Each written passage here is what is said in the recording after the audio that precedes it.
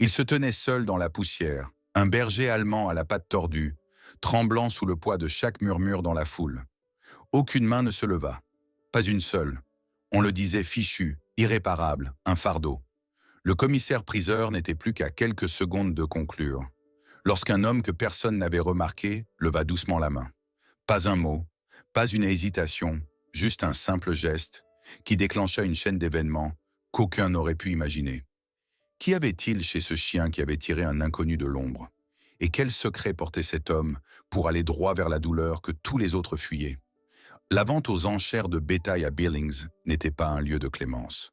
Entre la poussière, le métal qui résonne et les cris ininterrompus, il n'y avait pas de place pour la compassion. Mais ce jour-là, le silence s'imposa soudainement. À cause du chien, un berger allemand couvert de boue, marqué de cicatrices, traînant une patte arrière. Ses côtes saillaient, une cicatrice de chêne fané encerclait son cou. Il n'aboyait pas, il ne quémandait pas. Il restait là, tremblant mais digne. Le commissaire s'interrompit. Des murmures montèrent. « Il ne vaut rien.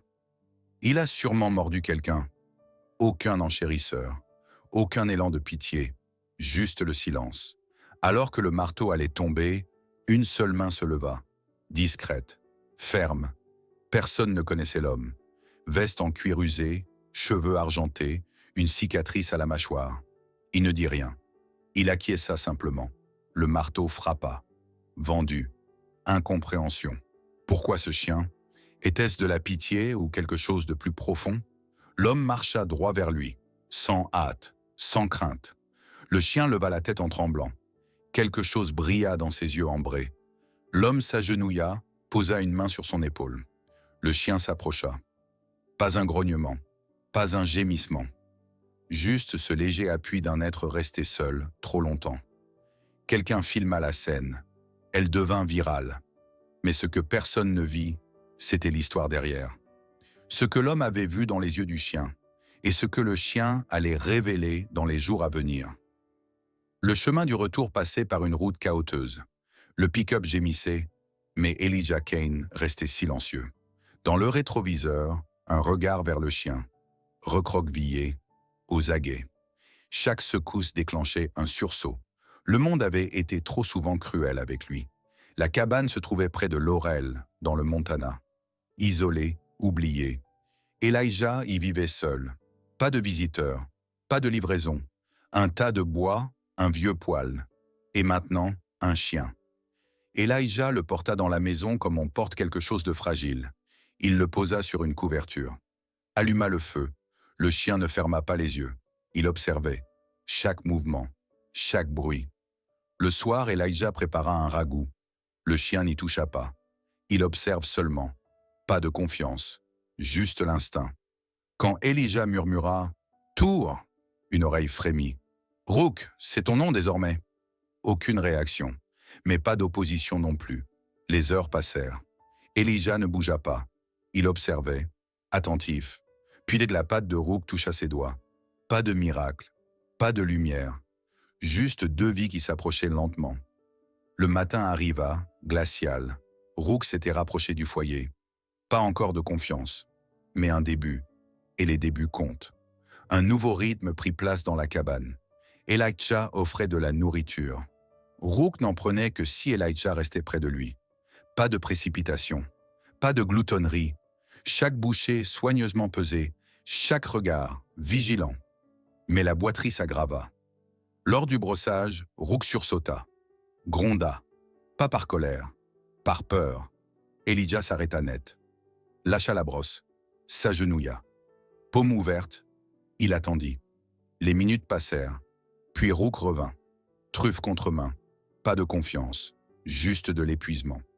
Plus tard, Elijah découvrit des cicatrices, des brûlures, infligées volontairement. La colère emplit son regard. Il sortit un carnet, écrivit des noms, des questions, des fautes, et Rook gémit dans son sommeil. Elijah murmura « Tu n'es plus là-bas ». Le chien se calma, mais le passé, lui, restait. Les jours imposèrent de nouveaux schémas. Bruit de chaîne, métal, uniforme. Chaque son déclenchait la panique. Pas par hasard, des cicatrices inscrites dans le corps. Mais il y avait autre chose. Quelque chose dans le regard de Rook. Pas une découverte, des retrouvailles. La nuit était calme, jusqu'à 3 frappes. Elijah et Rook sursautèrent. À la porte, le marshal adjoint Dwyer. « Cambriolage au ranch Wilcox », dit-il. « Tu t'en souviens, non ?» Rook réagit. « Pas au nom du marshal, au nom du ranch. » Dwyer partit. Elijah verrouilla la porte. Soupira. Plus tard, il alla au cabanon. Rook le suivit. Il souleva une bâche. Une vieille caisse. Insigne militaire, photo, collier brûlé, document. Un nom, Wilcox. Elijah serra le poing. Rook ne bougea pas, comme s'il savait. Le passé était revenu. Et quoi qu'ils aient réveillé, ce n'était pas prêt à se rendormir. Le matin commença avec des vitres givrées et un chien qui allait et venait nerveusement devant la porte. Les mouvements de Rook étaient tendus, ses oreilles à l'affût du moindre bruit. Elijah était assis à la table, son carnet devant lui, l'encre encore fraîche sur la dernière ligne. Ce n'est pas terminé. Il devait retourner au ranch Wilcox. Non par curiosité, mais parce que quelque chose les y attendait. Quelque chose que Rook connaissait. Elijah mena le chien au camion, jeta un dernier regard vers la cabane, puis démarra le moteur. Les pneus mordaient dans les feuilles gelées alors qu'ils s'enfonçaient plus loin dans la forêt. Le ranch semblait abandonné. Le vent faisait bouger des planches disjointes. Le portail grinçait comme un avertissement. Elijah descendit du véhicule. Rook le suivit, tête basse. Ils ne se dirigèrent pas vers la maison principale, mais empruntèrent instinctivement le sentier menant à la clairière. Là où Rook avait hurlé pour la dernière fois. Soudain, Rook s'arrêta. Son regard se fixa sur une parcelle de terre, à peine remarquable. Il commença à creuser. Elijah s'agenouilla à ses côtés. Les minutes passèrent, jusqu'à ce qu'il heurte quelque chose de dur, une boîte métallique rouillée. Elijah l'ouvrit avec des mains tremblantes. Des photos, des dizaines d'images de chiens en cage, couverts de cicatrices, certains méconnaissables, des reçus, des listes, des notes. Elijah fouilla jusqu'à tomber sur son propre nom. À côté, une mention « Saisie transport ». Aucune question. Une photo glissa hors de la pile. Un jeune chien marqué mais vivant. Les yeux de Rook. Numéro 1479. Elijah eut du mal à respirer. Le chien le regardait. Sans jugement. Juste une certitude. De retour à Bozeman, ils se rendirent directement au bureau du shérif. Le marshal adjoint Dwyer les attendait déjà. Elijah posa le sac sur la table. C'est tout. Aucune explication. Juste les faits. Dwyer prit les documents. Le soir même, l'avis de recherche fut relancé. Le nom d'Everett Rohr réapparut. Les dossiers furent rouverts, d'anciennes pistes réexaminées. Le matin suivant, la neige couvrait les toits. Elijah et Rook quittèrent le poste. Les passants s'arrêtèrent. Ils reconnaissèrent le chien. La vidéo de l'enchère avait circulé. Personne ne parla, mais tous les regardèrent. Elijah se pencha vers Rook. Prêt à rentrer à la maison? Un battement de queue, aucun retour en arrière. Juste une nouvelle destination. Un terrain près de Livingston, sans clôture, sans chaîne. Juste la liberté. Mais l'histoire n'était pas finie. Cette nuit-là, tandis que le feu crépitait dans la cheminée, Rook était couché calmement sur le tapis. Elijah fixait les flammes. Les images de la boîte restaient gravées dans sa mémoire. La voix de Dwyer résonnait encore. On ne l'a pas encore. Elijah ne dormit pas. Il écrivit les noms dont il se souvenait, les lieux qu'il avait visités, les hommes pour qui il avait travaillé, les histoires que personne n'avait voulu entendre. C'était un aveu silencieux, pas une excuse, juste une tentative de révéler la vérité. Rook s'agita dans son sommeil. Des cauchemars. Elijah s'agenouilla à côté de lui, murmura « Tu es ici, tu es en sécurité ». Le chien respira plus calmement. Mais Elijah savait que la sécurité n'était pas un état. C'était une promesse à renouveler chaque jour. Un appel arriva tôt le matin. Alina Merrick, vétérinaire du passé d'Elijah. « J'ai trouvé quelque chose », m'en dit-elle. « Une puce et un nom. » À la clinique, Rook restait tranquille sur la table. Alina travaillait calmement, concentrée. Ses doigts effleuraient doucement les tissus cicatriciels. Ces marques ne sont pas accidentelles. Électrochoc, blessure ciblée, quelqu'un l'a brisée. Puis vint le scan. Un bip sonore. À l'écran, une fiche apparut. Propriétaire, Everett Rohr. Localisation, comté de Yellowstone. Établissement fermé depuis 5 ans. Le cœur d'Elijah s'accéléra. Rohr, l'homme derrière les ventes, l'homme pour qui il avait travaillé autrefois. Alina fixa Elijah. « Tu le connaissais ?» Ce n'était pas une question. Il acquiesça. J'en faisais partie. Rook regardait l'un, puis l'autre. Calme, attentif. Comme s'il savait que ce moment devait arriver. De retour à la cabane, l'atmosphère était lourde. Elijah ouvrit une autre boîte. À l'intérieur, un chèque de salaire au nom de Rohr, une vieille radio, un couteau en cuir, des souvenirs d'une vie qu'il avait voulu enterrer.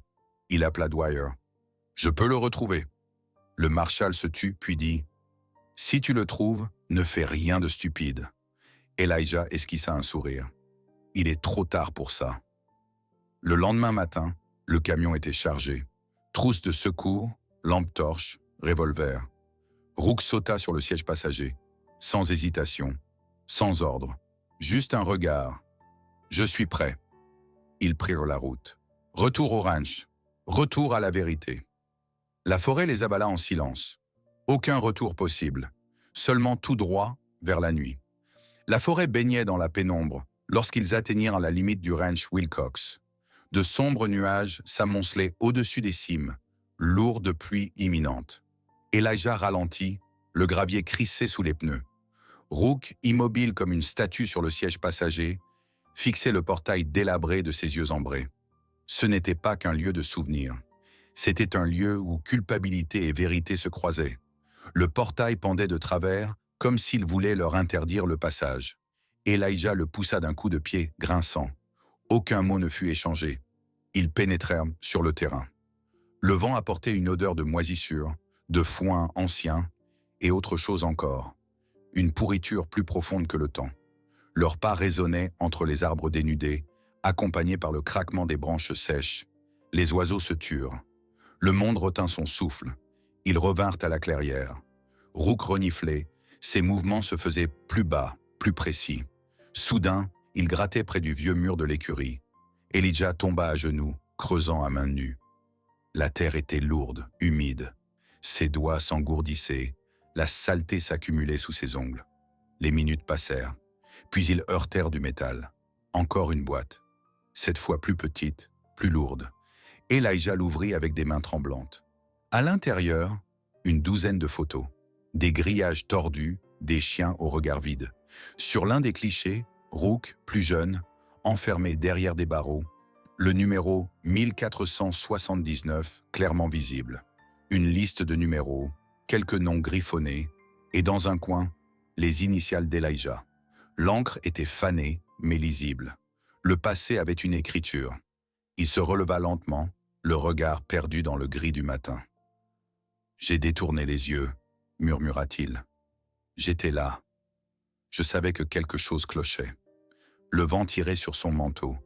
Il avait l'impression que la forêt l'écoutait, qu'il n'était pas seul. Rook le poussa du museau, pas pour le réconforter, pour lui rappeler que seul comptait ce qu'il ferait maintenant. Ses yeux ne demandaient rien. Ils attendaient une décision, un pas en avant. Ils quittèrent le ranch dans le silence. À leur retour à Livingston, Dwyer les attendait. Elijah posa la deuxième boîte devant lui. « Ça suffit, non ?» Le marshal examina tout, lentement, puis il hocha la tête.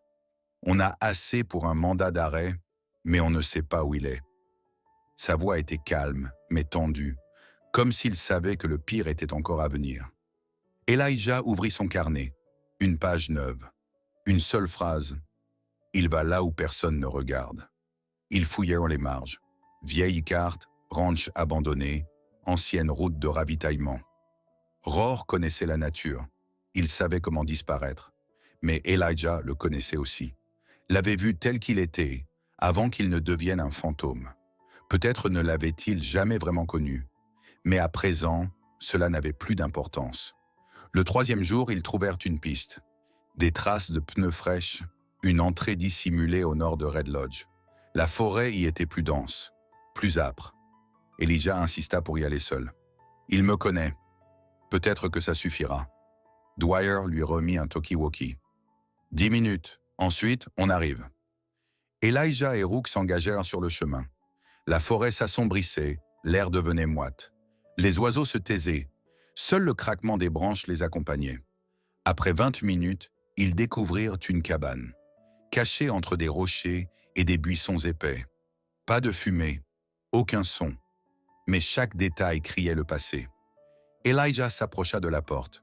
Elle n'était pas verrouillée. Il la poussa. Une odeur froide le frappa. Rook passa devant, chaque muscle tendu. Le silence était dense, comme un brouillard dans la gorge. À l'intérieur, un matelas, des boîtes de conserve, un récepteur radio, et au fond, une photo jaunie. Elijah et Roar, il y a des années, une sortie de chasse. 2 hommes qui n'existaient plus. Des visages pleins de promesses qui n'en avaient tenu aucune. Puis, un bruit derrière eux. Rook grogna. Elijah se retourna. Everett Roar se tenait dans l'ombre du couloir, une arme à la main, le visage creusé, les cheveux en désordre. « Je savais que tu viendrais. » Elijah leva les mains. « C'est fini, Everett. On a tout. »« Vous comprenez rien, » grogna Roar. « J'avais besoin d'eux, pour le projet, pour l'entraînement. Vous voyez des chiens. Moi, j'ai créé des guerriers. » Rook grogna plus fort. Ses muscles tressaillaient. La lumière tremblait dans l'encadrement de la fenêtre, comme si le monde frémissait. « Laisse-le, » dit Elijah d'une voix calme, « ou il reprendra ce que tu lui as pris. » Un moment de tension. Puis tout alla très vite. Roar leva l'arme, Rook bondit. Un coup de feu, un choc. Roar à terre, l'arme projetée loin. Elijah se jeta sur lui, le plaqua au sol jusqu'à l'arrivée de Dwyer et de son équipe. Des heures plus tard, lorsque les sirènes se turent, Elijah était assis avec Rook sur le plateau de son camion. Le chien saignait à la patte, mais ses yeux étaient des paisibles. Elijah posa une main sur sa tête. « Tu l'as arrêté. » Rook se pencha contre lui. Pas d'ordre, pas de mots. Juste une entente silencieuse. Ils avaient réussi. Mais quelque chose, en Elijah, lui soufflait que ce n'était pas la fin. Juste un nouveau commencement. Un cercle qui se refermait lentement, sans l'être tout à fait. Car certaines vérités demandent du temps et du courage pour être portées. La nuit fut longue et fraîche. Elijah était assis à la table de la cuisine de la cabane, le front posé sur ses bras croisés. Près du poêle, Rook dormait, la patte bandée, son pelage teinté de rouge à cause de la blessure récente. « C'est terminé », avait dit Dwyer. Mais Elijah savait que certaines choses ne se terminaient jamais vraiment. Au matin, la neige tomba en silence. Pas de gros flocons, mais de fines particules, pareilles à de la poussière, qui se posaient sur le toit. Elijah sortit, une tasse fumante à la main. Il regarda la terre, cette terre nouvelle. Pas de clôture, pas de chaîne, juste la forêt, le silence et une promesse.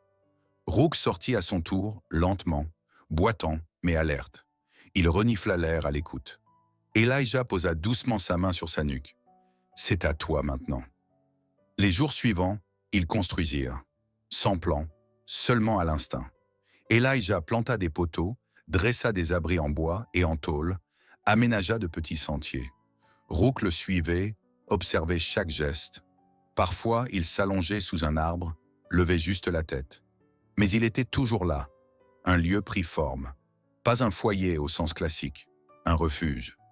Elijah l'appela Havenfield, un endroit pour les animaux qui avaient trop vu, pour les chiens qui avaient perdu plus que leur voix, et pour les hommes qui essayaient de recoller leur âme.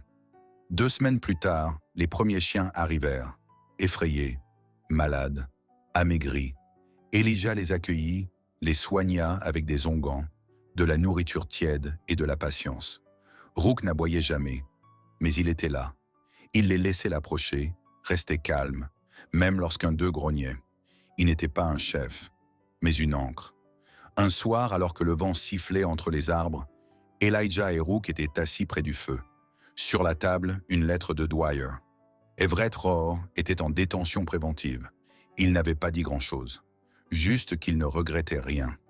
Elijah lut les lignes, puis les posa. « Il ne nous a pas brisés, murmura-t-il, et c'est suffisant. » L'hiver arriva tôt.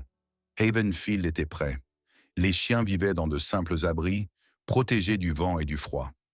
Rook avait sa place près de l'entrée. Il dormait d'un œil, comme s'il veillait sur eux tous. Un matin, avant le lever du soleil, Rook aboya. « Cours !» Section Elijah se redressa d'un bond, attrapa sa lampe torche et sortit. Au bord de la forêt, un garçon se tenait là. 13 ans peut-être, maigre, sale, tremblant. « J'ai entendu parler d'ici, dit-il. Du chien, celui qui a tout vu. Je peux rester ?» Elijah regarda Rook. Le chien s'approcha, renifla le garçon, remua légèrement la queue. Elijah acquiesça. « Tu es chez toi ?» Les jours devinrent des semaines. Le garçon, Sam, raconta peu à peu son histoire. La violence, la fuite, une vidéo qui lui avait donné du courage, un homme, un chien. C'était tout ce qu'il lui avait fallu. Elijah construisit une autre cabane. Sam aida. Les chiens s'habituèrent à lui. Rook ne le quittait plus. Ils marchaient ensemble, partagèrent les repas, puis le silence. Un silence qui ne faisait plus peur, mais qui guérissait. Au printemps, des fleurs sauvages poussèrent à Havenfield. L'herbe devenait douce sous les pattes. Les anciennes blessures des chiens cicatrisaient. Les nouveaux venus apprenaient ce que signifiait ne plus avoir peur. Le lieu suivait un nouveau rythme, le battement lent mais inébranlable de la confiance retrouvée. Un soir, Elijah, Sam et Rook étaient assis sur le perron. Le ciel s'embrasait d'orange. Sam se pencha en arrière. « Tu crois que les chiens se souviennent ?» Elijah resta silencieux un instant, puis répondit « Oui, mais ils décident aussi s'ils veulent pardonner. » Rook leva la tête, puis la posa doucement sur le genou de Sam. Un accord silencieux. À l'horizon se dessinait un nouveau jour, et Havenfield était prêt à l'accueillir, pour ceux qui étaient revenus, et pour ceux qui viendraient encore, car parfois, le salut ne commence pas par un cri, mais par un geste discret, une porte entr'ouverte, ou le regard d'un chien qui n'a pas oublié, mais qui reste quand même. Et si l'on attend assez longtemps, on comprend peut-être qu'un jour, même de la douleur peut naître quelque chose qui demeure.